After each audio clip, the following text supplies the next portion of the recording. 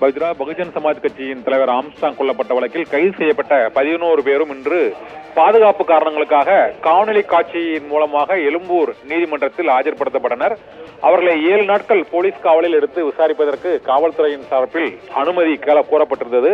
ஆனால் நீதிபதி 5 நாட்கள் மட்டுமே அவர்களை போலீஸ் காவலில் எடுத்து விசாரிப்பதற்கு அனுமதி அளித்து உத்தரவிட்டிருக்கிறார். பாலு, ராமு, திருவேங்கடம், திருமலை உள்ளிட்ட அந்த 11 பேருக்கும் 5 நாட்கள் போலீஸ் காவலில் எடுத்து விசாரிப்பதற்கு எழும்பூர் நீதிமன்றம் அனுமதி அளித்து உத்தரவிட்டிருக்கிறது. இதையடுத்து 11 பேரும் போலீஸ் காவலில் 5 நாட்கள் விசாரிக்கப்பட இருக்கிறார்கள். கொலைக்கான சதி திட்டம் மற்றும் பின்னணி, அவர்களுக்கு பணம் கொடுத்து உதவியவர்கள் யார், பழிக்கு பழியா அல்லது இந்த கொலைக்கான காரணம் என்ன, முன்விரோதமா என்பது உள்ளிட்ட பல்வேறு கோணங்களில் காவல்துறையினர் விசாரணை நடத்த இருக்கிறார்கள். இதில் கொலை நிகழ்ந்த இடம் மற்றும் கொலைக்கு திட்டம் தீட்டியது யார், யார் யார் பின்னணியில் இருக்கிறார்கள் என்பது உள்ளிட்ட பல்வேறு அம்சங்கள் தொடர்பாக எழும்பூர் நீதித்துறை நடுவர் 5 நாட்கள் போலீஸ் காவலில் எடுத்து விசாரிப்பதற்கு அனுமதி அளித்ததை ஒட்டி